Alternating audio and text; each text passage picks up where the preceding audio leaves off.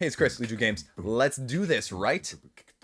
New lighting, a little bit better white balance. I'm in for it. Let's take a look at what we got coming out this week, folks. Because although they are not mighty in number, they are mighty in interest. And that's saying something. So, buckle up, hold on to your horses and your hats, grab your egg knights, and let's do this. As always, comment, like. Thank you for just watching in the first place. Let me know what you want to see, because we're going to talk some board games, and we're going to talk about what you need to know about the stuff that's coming out next week, all in one place, plus the over-unders, plus the little bit of TV time, plus whatever I ramble about in between and at the end as well. So let's just get in right to it right now. Boom. There we go. Open rant done. So first up, we have some heavy hitters again. Varying games of various ilk, varying mechanisms, and a little bit of everything in between. First up is Tamashii, Chronicles of Ascend from Awaken Realms Light. And it's just funny. The quote to me was, "The prototypes are as rare as a white crow." Sorry, total side rant there. But this is a cyberpunk adventure board game that is modular, that has more of a hex-based system. Now, we don't know a ton, but I think Quackalope just put out their video this past week, and they may be one of, if not the only game people putting one out there. I don't know. I would imagine maybe Dice Tower or One Stop Co-op Shop is going to have something, just somebody else. But at the same time, it wouldn't surprise me either. So this is a game where you are going back and forth between the real world and the cybernetic world. And you are taking on the role of one of these characters that is, what you would normally think of as an RPG-esque character, right? I mean, your raider, your assassin, your spy, they go through them all down here. But there is a little bit of programming you're going to be having to do, in the sense that you are going to be making decisions that shape the story of the game in the first place, completing missions, and then coming together to create the ending of the game, where your individual storylines, end up coalescing and coming together. And that's going to be interesting, because they're also showing us unlocked content that is going to be included as you progress through the game, in more of this being a scenario-driven game where you can unlock things as you progress. Different scenarios, different decks, different enemies, layouts of the map itself, a little bit of everything there. And we already know the price point, which is less than I expected from an Awaken Realms Light game, though. With the light, it's not going to be as miniature driven as the mainstream, mainline Awaken Realms games, which is completely okay with me.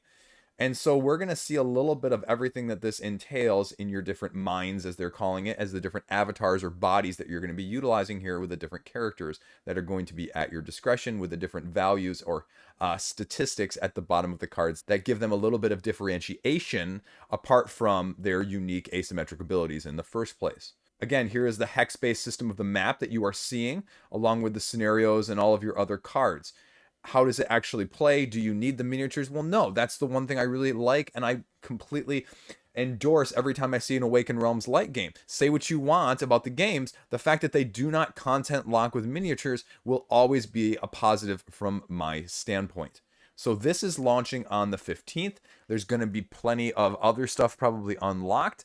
It's just going to be a question of, when we see some gameplay, when we see a rule book, is it going to be right for you? The other one that has my attention, maybe even first and foremost, more than Tamashii at that point, is Iconoclash. The closest thing that we have seen yet to this point in regards to Super Smash Brothers, if you will. Whatever console version that you prefer, with a couple different various characters and IPs that you may be familiar from other board game companies. They are going full on Super Smash, though, in terms of the level, the items, the characters, the decks themselves that you're going to be utilizing. And it's been online for some time now that people have been playtesting. I unfortunately was not able to do so, but I'm really interested because, again, the price point is about the same as Tamashii's is, or right around the $75 mark, I believe. And so it's going to be an interesting test of, what is the perception of this? How does it value-wise compare? And again, we've got a couple different cores here with characters, like I mentioned, from Level 99 Games, for example, from their Millennium Blades, Bullet, as well as Seventh Cross, that are going to be more recognizable as a cross-port. Just like the original Super Smash Bros. And its subsequent iterations have done as well, of bringing in more and more that people recognize from even outside of the original Nintendo core. And so if this can truly duplicate and attract like its predecessor namesake has, this one is going to be one to be reckoned with on the day of launch. And I'm going to be scoping this one out just as hard as everybody else. So this is also launching on the 15th. Now, going a day forward to the 16th, we have Tabula Games' latest game in their universe, and this is Ryozen. And this is a different one, and I have a hands-on copy. I will have a video out on that day as well of this, and this is a slightly different, lighter, overall-esque style of worker placement. Now, again, you know, Liege and worker placement, not always the combination that you think of, a little bit of a square peg in a round hole sometimes, but this one is more akin to the things along the lighter side of things of Champions of Midgard and Lords of Waterdeep, rather than, say, something like Brass.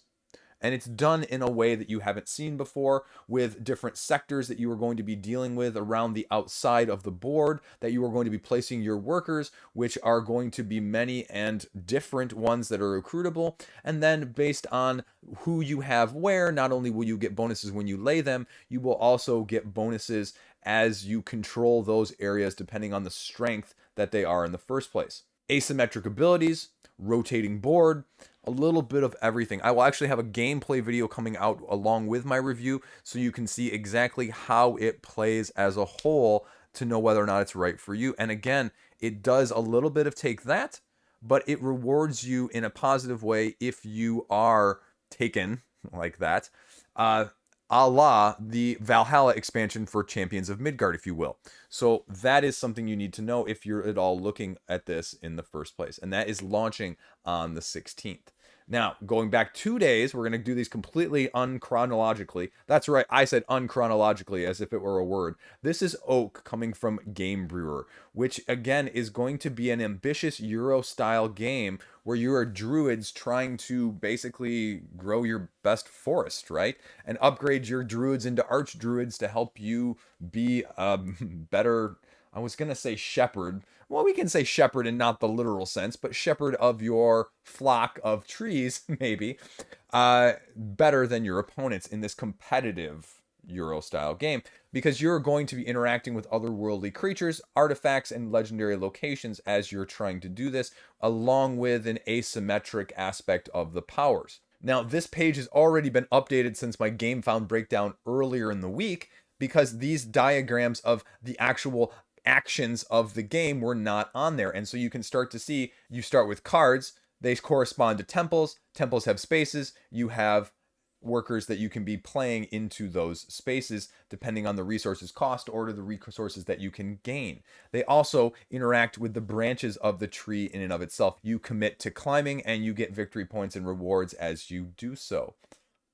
Advancing your cards, upgrading your cards along the way, and you may have those creatures to assist you in the first place.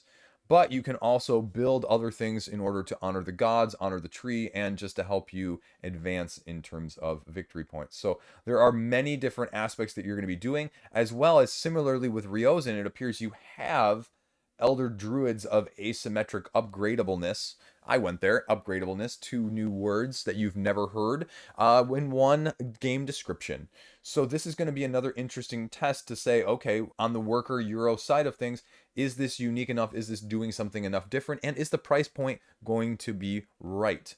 5 rounds of play will determine that, and it will be launching on the 14th, so you can check it out for your own on that day. Also launching on the 14th, we have a very interesting turn-based, as it says here, deck building battle royale called Hexarchy. And it was originally on Steam as a PC game, so you can try a version of it as well there first if you're really interested. Now it's interesting because you have turn-based deck building, as it says here in the trailer, as well as a battle royale between these locations in almost an area control style. multiplayer. I'm assuming then, though, if you're multiplayer, you maybe have the chance for solo, as it says right here. It's almost like I didn't watch this beforehand and just played it for you guys while I rambled. And so resource management with those cards as you're going on your turns, it's going to be an interesting mix because, again, with something like this that you can see on the digital side of things, is it going to port over as well on the tabletop? Or with some of these games that I've had concerns about, like Stellaris, is it better off in the digital form in the first place? So it appears, at least in the trailer there as well, that there were multiple different nations that you would be playing as or against, so offering additional asymmetry. Now you can head over to the pre-launch page and check it out before it launches, but it is going to be going on the 14th, and people have tested it out, so that's at least a positive that it's been more widely accessible, so we'll see how it does when it fares up against this tough competition this week on the 14th. Now, also launching on the 15th, we have ONUS! And I'm not going to try and pronounce the second word because I will mess it up, but this is essentially the latest iteration of this game set in the Roman Empire. Historical, battling, almost war game, but with miniatures set in this time. Taking place between the 1st and 2nd centuries AD, you are taking on the role of one of 8 great empires or nations that were having significant military might during that time. Now, if you head over to the Board Game Geek page here, you can see all of the different empires: the Roman Empire, the Roman auxiliaries, the Celts, the Dacians, the Germans, the Parthians. Can't pronounce those, and as well as just mercenaries. You can also see over here, if we go back to the pictures a second, units are actually represented by cards that have been scaled down. So representing significantly more units than, say, one card normally represents. It's representing a multitude of a unit in the first place. Traits and skills all unique, leadership different between factions, so you're going to be taking it head-to-head in this war-style game that is launching on the 15th as well. If you're really interested in the war game style with a slightly different twist, check it out. So last up this week on the 15th, we have a game called Malhya, Land of Legends. Lands of Legends, if you will. This is more of a dungeon crawl, as they say, simulating more of an RPG style campaign. So, I mean, you're going to have your usual abilities, skills, talents, everything going against the forces of evil. 1 to 5 players, cooperative, 9 chapters, and this is 100 hours. That's freaking a lot of time, you know. Tabletop Simulator is going to have some aspect of gameplay, and it's going to be potentially quite a bit of a big game, just even one session. Oh, wow. MSRP is 130 euros, though. That's going to be interesting. And it says just over a year, 15 months release date. So we'll see. I'm assuming it's going to be miniature based. Oh, here we go. If I just would have scrolled down further. A little bit of everything. You can see some of the iconography, some of the skill cards here. Lots of iconography there on those cards. So it's going to be interesting to see how this actually plays.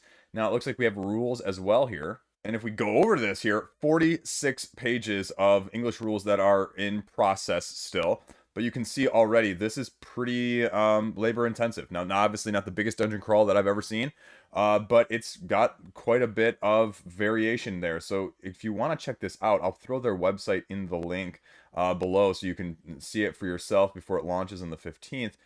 But again, the question I have for a game like this is going to be, it looks generic right now to me. What are the mechanisms that are going to make this one unique and this one different apart from the scenarios that are going to be linked to form a campaign? And if your MSRP is 150 euros, is this going to be self-contained? Are we going to have expansions? What's the actual Kickstarter price going to be as well then? How much of a discount are you offering? I mean, because we know we're not going to be paying MSRP, but what difference are we looking at there? So... again, it's a lot of detail here. A lot of detail, a lot of iconography, lots of things going on, even with just this character board right there. So if you want to check this out, again, link in the comments below. But there you go, Malhya. So now that we've got that taken care of, let's talk about the over-unders from last week. First up, I had Hamlet being the one that was, again, essentially Hamlet versus the field. You know, you ever hear those old golf comparisons to date myself where it was like Tiger versus the field in his heyday? Well, I said Hamlet versus the field, and Hamlet is winning 141,000 euros right now. It's really kind of almost doubling the next closest one that launched this past week. So that is number one. Number two, I was wrong on the over-under. I said 3.5 games over 100,000. Well, there's really only one. That's Hamlet. So that one was a wash. I missed that one. 1 for 2. The third one, I said Unsettled over 1.75 million. Well, they just really didn't get a ton at the end, and they ended up at 1.1. Really, again, this exemplifies the fact that we are not seeing, Marvel Zombies excluded, the 48-hour rush from Kickstarters that we saw and that people are used to for the past couple years prior to the pandemic, especially. So that was under. I missed on that one. Kingdoms Forlorn, I said over 1.175. Well, 1.121 euros million is actually 1.23. So that one was over. I got that one correct. And then the last one up, we had Sentinels versus Western Legends. Western Legends is winning. What did I say again? Ah, crud. I think I said Sentinels. So I missed on that one too. So really, this was a tough week. So what did I do? I got the Hamlet and I got Kingdoms Forlorn. So 2 for 5. Ooh, Liege not doing good this week. Okay, so what do we got going next week then? Well, of the ones that I just mentioned at the beginning of the video, which one, let's just do that again. Which one is the most funded? Which one? Which do you think? It's not going to be probably the one that I am most eager for, and I'll probably say that's Iconoclash right now. I'm actually going to give it to Tamashii. I think Tamashii is going to be the most funded of the week. Maybe with an oak second. So, we'll give 1 point for the most. If you can get the second one right, second place one, we'll give you half point maybe this week. Let's see. Bet number 2. You know what? Let's just stick right with it from the overall game standpoint, because I like doing this one. 3.5 games over or under 100K. Because, again, I could see all 4 of those big games, Oak, Tamashii, Ryozen, as well as Iconoclash breaking 100,000. Do you think all 4 are going to break it? And, are we going to see something else? I'm going to give the credit because I think this week is a lull, and I think if people are going to splash or splurge on the other one. So I'm going to go over again. I'm going to say that the big money is out there in anticipation, of the 22nd though as well. I mean, maybe that's, maybe putting that, let's make it 2.5 games. 2.5 games is really easy. 2.5 games, I'm definitely going to go over, but it's going to be a tougher, I think. So we'll just make it 2.5 to make it a little bit easier on ourselves this week, because 3 of those 4 then, is much easier to say than all 4 of those. So 2.5 games, it's definitely over with 2.5. You know what? Let's go back to the Western Legends for the next one. Why not? There's a little bit of slimmer pickings this week. Let's go Western Legends. Does it break $425,000? Over or under? I'm going to go with the under. Again, I'm going to say that the last 48 hours are not massive, and so I'm going to say it doesn't get more than $104,000 in the last 4 days. So we'll do that. And you know what? Let's just make the last one this one. Does this video get more than 2,000 views? I don't know, have some fun with it. I'm going to go under. I'm going to go under on that one. Prove me wrong. Prove me wrong, folks. Okay. That's it. That's where we're at right now. TV time. TV time. Best part of the week. Where are we at with TV? I have been catching up on old stuff. I've been catching up on the latest season 5 of Rick and Morty. I have been catching up on the latest season of American Dad, which is probably one of the highest underrated shows that I can put out there as a recommendation. It started as sort of this Family Guy clone knockoff, and it has really come to its own. It's really a solid show. I'm a big fan of it. And then I'm catching up on, I'm about 3/4 of the way through season 5 of The Expanse. So I'm getting into that too. There were a little murder mystery, little foreign shows on Netflix and a little bit elsewhere that I sort of dove into. The Murder at Para Palace or something at Para Palace, something like that on Netflix. But it just, it's a little slow, it's a little dry, and just, a little time travel, but not necessarily catching me right now. So I may go back to that, I may not, but that's pretty much where I'm at in terms of TV. I got to get some stuff played. All of a sudden, again, like this past week, stuff has come like out of the woodwork, and we just played Quest Kids tonight, the kids game, with my 6 and my 8-year-old. So that was interesting. They're going to be having an expansion coming out, I think, in April on Kickstarter, I think. Crowdfunding, we'll just put it there. And so it's going to be interesting. I'm going to talk about that, and I'm going to sort of do it in a combined video of talking about that in combination with a couple other kids games. So if you are a parent out there, I have some kid game recommendations. Would you like to see like a top 5 or top 10 kid games that I would recommend for, under that age? Because I would be happy to do it. It's something I've been thinking about. Again, it's not going to get the views, but if you guys want me to do it as well, in the comment section, let me know. If there's some support for it, I will definitely throw it out. I will probably throw it out anyway, but it's nice to know if somebody out there is going to actually be interested in it in the first place. And then I gotta get a couple reviews done. I gotta get this thing done. I gotta get this thing done this weekend. Let's see, what else do I have to get done? A couple others.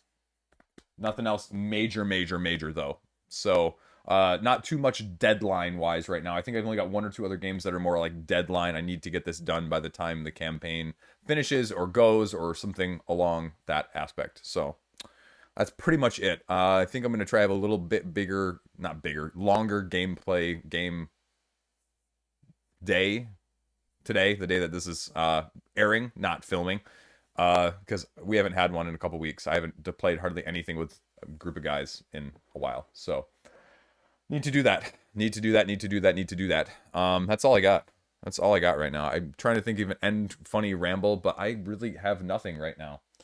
I just got this thing. I did the white balance with this thing the other day, so I couldn't find anything other than white that was like not a what is this? A Hallmark envelope. So that's what you get at the end of this video. That is why you tune in, folks. The enlightening, enthralling reception. I got nothing. I'm gonna do that in one of these videos, though. Congratulations! The ending configuration is done. I couldn't come up with anything else. That's all I got. Peace out. Have a great day. Play something or not. Have fun. Have a great day. Thanks for watching. Stay classy. Smash that like, subscribe button.